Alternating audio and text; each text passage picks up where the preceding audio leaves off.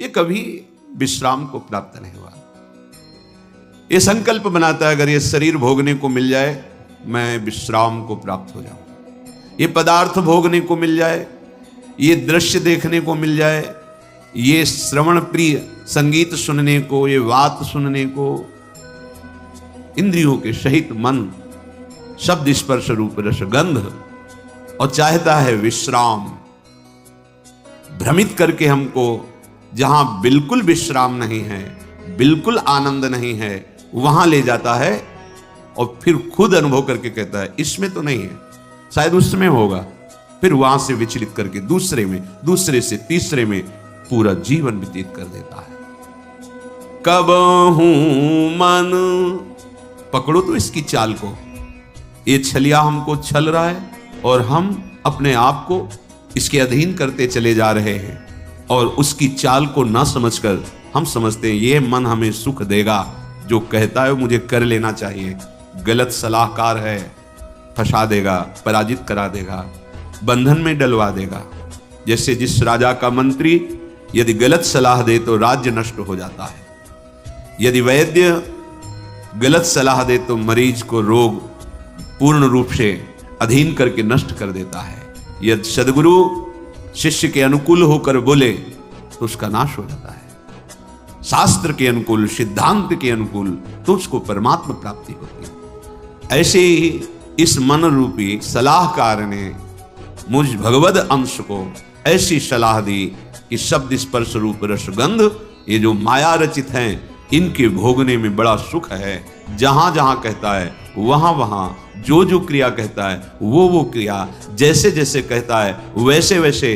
पर कब हूं मन विश्राम न मान्यो, कभी इस छलिया मन ने ऐसा नहीं कहा कि बस हो गया, जिस मार्ग में चला भी सुख नहीं मिला, ये सब मिथ्या है, सत्य वचन है, अब मुझे वापस होना चाहिए, इस मन की सलाह में नहीं फंसना चाहिए। पर नहीं, उसी छलिया मन का साथ देकर, इतना साथ देकर कि स्वयं मन बन करके, कि मन मानो मैं हूं, मन को अच्छा लगा मेरे को अच्छा लगा, मन को बुरा लगा मेरे को बुरा लगा, इतनी तन्मयता, यही हमारा पतन है, यही हमारी मायाकृत आकर्षण की वृत्ति है जो हम समझ नहीं पा रहे।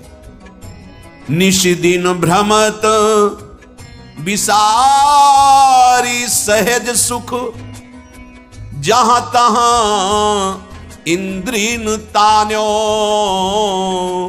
कब हूं मन विश्राम न मान्यो। रात दिन जैसा इसने कहा इंद्रियों के सहित वैसी ही चेष्टा की, पर सहज सुख जो हमारा स्वरूप है, चेतन अमल सहज सुख राशि, हम अपने स्वरूप का विस्मरण करके हमारे ही बल से बलवान होकर इस मन और इंद्रियों ने हमें फंसा दिया, दुर्गति कर दी। अपने सहज सुख को, जो आत्मस्वरूप है, जो आराध्य देव हैं, सहजानंद वर्षिणी श्यामा जी, इनके नाम सुख को, क्या पैसा लगता है नाम में, अंदर ही अंदर राधा राधा राधा। किसके सहयोग की जरूरत है, कौन सी क्रिया के संपादन की जरूरत है, राधा राधा राधा। अब नाम स्मरण करते हुए जो धर्म कर्म है खूब करो, 10 गुना लाभ बढ़ेगा। 1 अंक विराजमान कर दिया, फिर शून्य बढ़ाते चले जाओ, 10 गुना उसका महत्व बढ़ता चला जाएगा शून्य का। 1 हटा दो, सैकड़ों शून्य बना दो, कुछ नहीं हाथ लगेगा। ऐसे ही सहज सुख, नाम रूप लीला धाम, ये हमारा स्वरूप है, हमारी आत्मा है, ये हमारा आराध्य है।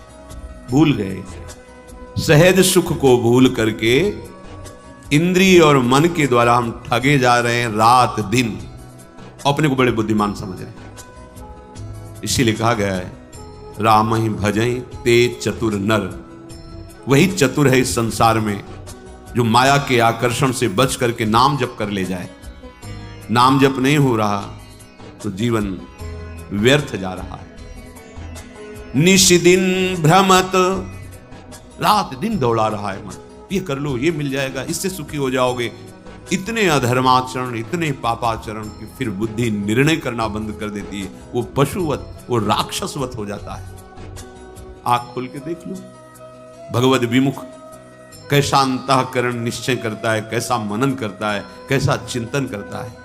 निंदनीय से निंदनीय कृत्य करने में उसको कोई संकोच, कोई लज्जा, कोई भय नहीं लगता। दुर्दशा यही है, जीते जी दुर्दशा यही है। आप अपने बल को भूल करके इनके अधीन हो गए। अब ये जो चाहे करवा रहे हैं। हम कहते हैं हमारे में तो सामर्थ्य नहीं है। वो आपकी ही सामर्थ्य से हो रहा है, आप समझ नहीं पा रहे। भ्रमक, आप भ्रमित हो गए हैं। ऐसा लगता है मन बहुत बलवान, इंद्री बहुत बलवान, और आपके ही बल से वो बलवान है। निशिदिन भ्रमत विसारी सहज सुख, जहां तहां इंद्रीन तान्यो। खींच रही इंद्रिया। श्री प्रहलाद जी महाराज भगवान नृसिंह देव जी से कह रहे हैं, हे नाथ, जैसे एक पुरुष की बहुत सी स्त्रियां हों और वो अपने अपने शयन गृह की तरफ उसे खींच रही हों, ऐसी दुर्दशा है। नेत्रेंद्रिय अपने सुख के लिए, श्रवणेंद्रिय अपने सुख के लिए, घ्राणेंद्रिय अपने सुख के लिए, रसेंद्रिय अपने सुख के लिए, त्वगेंद्रिय, जनेंद्रिय, सब। प्रभु बचा लो इस दुर्दशा से जीव को। तो प्रभु ही शास्त्र, सदगुरुदेव संत के रूप में वो सूत्र बताते हैं, वो युक्ति बताते हैं, जिससे तुम मुक्त हो जाओगे इस बंधन से। फिर तुम्हें समझ में आएगी ये बात। अभी तो ऐसा लग रहा है कि कथा भागवत का कोई पुण्य मिले सुनने का, और जो चाहे वो हमें लाभ मिल जाए, बस यही है। यद्यपि विषय संग सहो दुसह दुख, विषम जाल अरुझान्यो। तदपि न तजत मूढ़ ममता बस, जानत हूं नहीं जान्यो। कब हूं मन विश्राम न मान्यो। यद्यपि विषयों के संग ने कितनी जलन प्रदान की, असही। पहले भोगने की इच्छा की जलन, फिर भोगने में जो इच्छा की थी भोगने की, वो सुख नहीं मिला। फिर उसके बाद एक नवीन तृष्णा, नवीन भोग वासना, वो जला रही। भोगते भोगते क्षीण हो गई शक्ति, बलहीन हो गया, इंद्रियां बलवान, भोग इच्छा बलवान, रात दिन जला रही। ऐसे संकट में, ऐसी प्रवृत्ति में वो निकल नहीं पा रहा, अंदर ही अंदर जल रहा है। कैसे निकले? यद्यपि जान रहा है कि यही मुझे कष्ट दे रहा है, यही मुझे फंसा रहा है, फिर भी उसी में। यद्यपि विषय संग सहो दुषह दुख, विषम जाल अरुझान्यो। आहा, असही संकट सह रहा है, कठिन जाल में फंस गया है। ये जाल दिखाई नहीं देता, बस फांस लेता है। कहां फंसे हो देखो, पर अंदर से ऐसे फंसे हो कि जी नहीं सकते। ये माया जाल है। मछली फंसती तो जाल तो दिखाई देता है, लेकिन माया का फेंका हुआ जाल दिखाई नहीं देता, फंस जाता है जीव। और ये सदगुरुदेव के शास्त्र के वचन ही इस जाल से तुम्हें मुक्त करा सकते हैं, दूसरा कोई नहीं। और इस जाल का प्रभाव है कि उस जाल से निकलना ही नहीं चाहता, उसी जाल में सुखी रहना चाहता है। ये बड़ी विचित्र दुरत्य भगवान की भ्रमात्मक माया है। यद्यपि विषय संग सहो दुषह दुख, विषम जाल अरुझान्यो। तदपि न तजत मूढ़ ममतावश, जानत हो नहीं जान्यो। एक को फेंक के आ रहा है, जला के आ रहा है, गाड़ के आ रहा है, और कह रहा है भाई रो मत, सबकी यही दशा होती है। जान रहा है इसका, अरे कोई साथ नहीं जाता, सबको ऐसे जान रहा है, पर ना जानो। वो केवल बोल रहा है, अंदर से नहीं समझ रहा है, फिर जाके उसी विषयों में सुख खोजता है। उसको ये पता नहीं कि जिस शरीर का आश्रय लेकर हम विषय भोग रहे हैं, ये शरीर ही नष्ट हो जाने वाला, ये शरीर ही दुखमय है। फिर इससे भोगे जाने वाले विषय कैसे सुखमय हो सकते हैं? रसेंद्रिय अच्छे अच्छे पदार्थों के लिए ललचा रही है, खाने के बाद 6 घंटे के बाद ऐसा दुर्गंध युक्त मल बनता है, उसी को ललचा रही है। कैसी कैसी माया जनित जाल के फंदे जिसने हमें बांध रखा है। अरे केवल प्राण पोषण करो, धर्म युक्त कार्य करो, निरंतर नाम जप करो, और छूट जाओ इस शरीर बंधन से। ये समझ में ही नहीं आता। तुम अविनाशी हो, शरीर विनाशी है। शरीर से जितने भोग भोग रहे हो ये सब मायाकृत जादू का तमाशा है, इनकी सत्ता ही नहीं है। बस प्राण पोषण करो और प्राणनाथ का भजन, उनकी आज्ञा के अनुसार मुक्त हो जाओगे इस माया खेल से। जन्म अनेक किए नाना विधि, कर्म कीच चित सान्यो,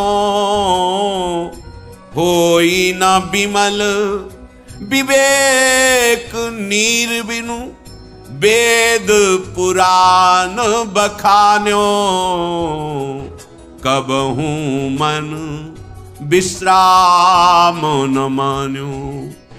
बहुत जन्म हो गए, अनेक जन्मों में बहुत से कर्म किए और ये कर्म रूपी कीचड़ में ऐसा फंसा लिया, हम निकल ही नहीं पा रहे। एक कर्म बख्शने वाला नहीं, एक एक चेष्टा इस भूमि पर जो आप करेंगे एक कर्म भूमि है। इस भूमि पर इसीलिए शब्द कहा है। अन्य लोकों में वही कर्म करोगे जो तुम्हें भोग भोगने, बस नवीन कर्म नहीं होता। देवलोक में नवीन कर्म नहीं होता कि आप नया अनुष्ठान कर्म कर, नहीं, अपने किए हुए अनुष्ठान का शुभ फल भोगो। नरक में अपने किए हुए अशुभ कर्मों का, पाप कर्मों का फल भोगो।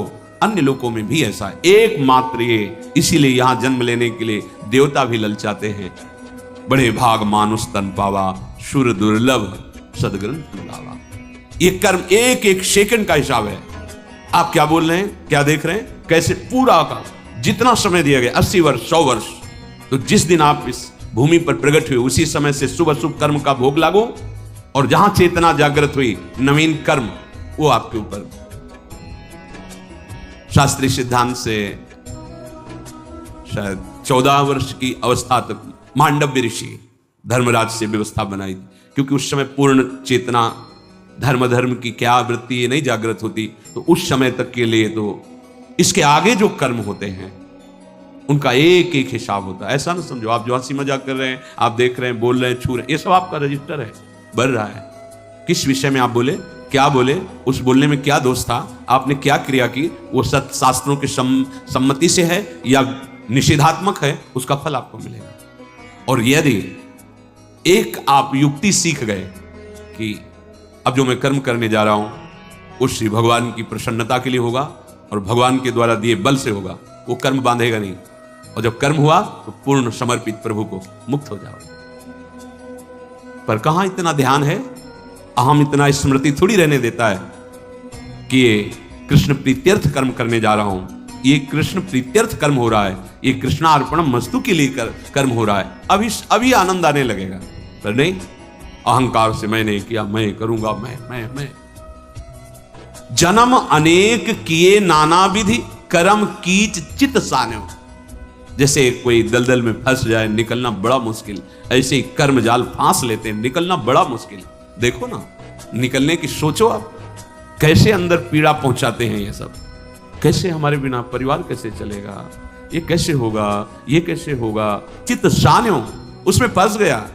वो नहीं समझ पा रहा अनंत ब्रह्मांडों का सृजन करने वाला, पालन करने वाला कोई है, वही हमें निमित्त बनाकर करा रहा है। केवल अहंकार के कारण हम उस रहस्य को नहीं जान पाते। होई न विमल विवेक नीर बिनु। गोस्वामी जी कह रहे, जैसे कोई कीचड़ में सन गया हो तो निर्मल जल चाहिए तभी वो स्वच्छ हो पाएगा। तो हमारा चित्त, हमारा मन, हमारी बुद्धि, हमारा अहम ये मलिन हो चुका भोगों से। अब विवेक रूपी निर्मल जल हो तब ये एकदम पवित्र हो जाएंगे। तभी जब भगवत भाव की बातें करो तो प्रश्न उठाते हैं, सौम्य भगवान कैसे हो सकते हैं, अरे वो कर तुम अकर तुम अन्यथा कर तुम, ऐसा नटनागर है, बस उसको पकड़ा सकते हैं तो गुरुदेव के द्वारा उपदिष्ट मार्ग ही, दूसरा कोई उपाय नहीं। इसीलिए गुरु साक्षात परब्रह्म तस्मै श्री गुरुवे नमः। जिस ठाकुर ने अपनी माया का पर्दा लगा के अपने को ढक लिया, वही ठाकुर गुरुदेव रूप में आकर अपनी माया के पर्दा को हटाने का उपाय बता देता है। उस पर चलो, अभी हृदय निर्मल होने लगेगा। नहीं तो मलिन अंतःकरण तुम्हारा गुरुवाणी को नहीं समझ पाएगा, सदगुरु के वचनों को नहीं समझ पाएगा, और उपहास जरूर कर देगा। ये चित्त बिना विवेक रूपी निर्मल जल के ये मोह ममता रूपी कीचड़ को साफ नहीं कर सकते। विवेक रूपी जल ही होए विवेक मोह ब्रह्म भागा, तब सब विषय विलास विरागा। ऐसा शास्त्र पुराण वेद सब कहते हैं। विवेक निज हित नाथ पिता गुरु हरिसो, हरसि हृदय नहीं आन्यो, तुलसीदास कब तृषा जाए, सरखन तहि जन्म सिरान्यो। कब हूं मन विश्राम न मान्यो, कब हूं मन विश्राम न मान्यो। जो हमारा परम हित करने वाले हैं, जो मेरे स्वामी हैं नाथ। कौन? निज हित। हित जो हमारे स्वामी हैं, जो हमारे पिता हैं, जो हमारे गुरुदेव हैं, जो हमारे हरि हैं, कभी निष्कपट इनसे प्रेम नहीं किया, कभी हृदय खोलकर इनसे। हृदय खोल कर बड़ा कपटी जीव है। अंतःकरण में तन्मयता के कारण ही भगवद अंश को जीव कहा गया है, देहाभिमानी को ही जीव कहा गया है। बड़ा कपट है। और प्रभु कह रहे मोहि कपट छल छिद्र न, और ये कपट ही करता है। गुरुदेव, हरि, स्वामी, ये सब उसी परम तत्व के पर्यायवाची शब्द हैं। वही एक है। भक्ति भक्त भगवंत गुरु चतुर नाम बपु एक। कहने को उसके बहुत से नाम हैं, वो है एक ही। अपना परम हित अपने स्वामी से होगा, अपने हरि से होगा, अपने गुरुदेव से होगा। जो गुरुदेव, जो हरि। देखो, संपूर्ण गीता जी, संपूर्ण वेद, ये जगत गुरु भगवान ने स्वयं गाया है, ये भगवान ने प्रकट किया है। जितने संत महात्मा सदगुरु जन हैं, सबके हृदय में जो बोल रहे हो भगवान ही बोल रहे हैं। अगर उन्होंने खेल रचा है तो खेल की सावधानियां ली। अगर इतनी चूक करोगे तो आउट हो जाओगे, परमार्थ मार्ग में चलने लायक नहीं रहोगे, तुम जीत नहीं पाओगे। अगर जीतना है तो ऐसे चलो, ऐसे तुम परास्त हो जाओगे। दोनों बात उन्हीं की है। अगर आप माया खेल में राजी हो तो उसके अलग इनाम है, और अगर आप भक्ति खेल में राजी हो तो उसके अलग, उन्हीं का खेल है। देख लो, वही आके अपनी माया जनित खेल के दुख वर्णन करते हैं, वही आके अपने भक्ति जनित खेल के प्रेम आनंद का वर्णन करते हैं। कैसा अद्भुत प्रेम, कैसा अद्भुत आनंद। ऐसे सदगुरुदेव जो हरि हैं, जो स्वामी हैं, जो पिता हैं, कभी हृदय खोलकर उनसे हृदय समर्पित करके बात। क्यों म्यों अनुकूलता प्रतिकूलता प्रपंच, अरे एक जगह तो ऐसी रखो जहां बिल्कुल खुले। सारा संसार कपट में खेल रहा है, एक जगह तो ऐसी रखो गुरुदेव के सामने। तुम चाहे दंड दो, चाहे आप दुलार करो, आपसे कपट नहीं, आपसे झूठ नहीं, आपसे छिपाव नहीं। स्वामी आप ही तो हमारे परम उद्धार के लिए ये रूप लेकर, अब आपसे क्या कपट करना, असमर्थ हूं। आपकी आज्ञा का इस तरह से उल्लंघन होता है, आप संभाल लीजिए प्रभु, मेरे में सामर्थ्य, सब ठीक हो जाएगा। भगवान एक बात बड़े जोर से कह रहे, मोहि कपट छल छिद्र न भावा। ये हमारे हृदय में जो कपट का जाल है, ये हमें भगवत प्राप्ति नहीं होने दे रहा। निर्मलता यही कि जो हृदय में, वही वाणी में, वही चेष्टा में, कोई छुपाव नहीं। ये संतों का स्वभाव होता है, जो उनके हृदय में, वही वाणी में, वही उनके आचरण में मिलेगा। और ये छलिया जो असत मार्ग का पथिक है, बोल कुछ रहा है, अंदर में कुछ चाल चल रही, वो आचरण कुछ और ही है। जिसका मन वचन कर्म एक हो, वो भगवान को प्रिय होता है, कपट नहीं। हम भगवत चर्चा भी करते तो कपट करके, इसीलिए उसका प्रभाव जागृत नहीं होता। नहीं तो मात्र भगवत लीला गायन से और श्रवण से भगवत प्राप्ति हो जाएगी, और कोई साधन हो ना हो। कितनों को हो गई है, बहुत ज्यादा इसी को स्वीकार करने से हुई है। जो भी परमार्थ की उत्तम गतियां हैं, इन्हीं दो से हुई। भगवत लीलाओं का गायन, भगवत लीलाओं का श्रवण उत्तम शरणागति को प्रदान कर देता। श्रवण सुजस सुनी आयो। कैसे शरणागति हुई? श्रवण सुजस सुनी आयो। पर क्यों नहीं होती? क्योंकि कपट है हमारे में। चौथी भगत मम गुणगन करहि कपट तज गान। ये एक जगह तो ऐसी रख लो जहां निष्कपट भाव हो। मेरे गुरुदेव, मेरे प्रभु, जैसा हूं आपका हूं। आप ठुकराओ तो आपका हूं, आप पुचकारो तो आपका हूं, आप दंड दो तो आपका हूं, आप प्यार करो तो आपका हूं, आपके सिवा कोई और नहीं, कोई ठौर नहीं। हो गया काम। निज हित नाथ पिता गुरु हरि सो, हरसि हृदय नहीं आन्यो, तुलसीदास कब तृषा जाए, सरखन तहि जन्म सिरान्यो, कब हूं मन विश्राम न मान्यो। यदि तुम कपट छोड़कर हृदय से गुरुदेव का आश्रय लो, उनके वचनों का पालन करो, तो क्या होगा? तुम्हारी प्यास बुझ जाएगी, दौड़ भाग मिट जाएगी। शांति से बैठ जाओ उनकी नाव में। वो खेवैया बहुत चतुर है। शांति से बैठना, भरोसा और नाम, नाव में बैठने को नाव। श्री हरिवंश प्रताप ये भरोसा, नाम नौका और निज खेवल। नाम जप करो, भरोसा दृढ़ प्रभु का रखो, तुम्हारी नाव भव समुद्र से तुम्हें पता भी नहीं चलेगा और पार हो जाओगे। श्री हरिवंश प्रताप, नाम नौका निज खेवक, भव सागर सुख तरत, निकट हरिवंश जो सेवक। अभी संभल जाओ, नहीं तो खोदते खोदते जीवन व्यतीत हो जाएगा और प्यास कभी नहीं बुझेगी। जैसे कुआं खोदना शुरू किया, कुआं खोदते खोदते जीवन की शाम हो गई, लेकिन पानी पीने को नहीं मिला। अर्थात तुम भोगों में भोगते भोगते मर जाओगे, कभी तृप्ति और शांति ना मिली है ना मिलेगी। अनंत जन्म व्यतीत हो गए, इस माया ने विस्मृति के गर्त में ऐसा डाल दिया है कि हमें लगता ही नहीं कि हमारे पीछे जन्म हुए हैं। कभी प्यास नहीं, कभी मन विश्राम को प्राप्त नहीं होगा। इसलिए अहम का समर्पण, आराध्य देव का अनन्य चिंतन,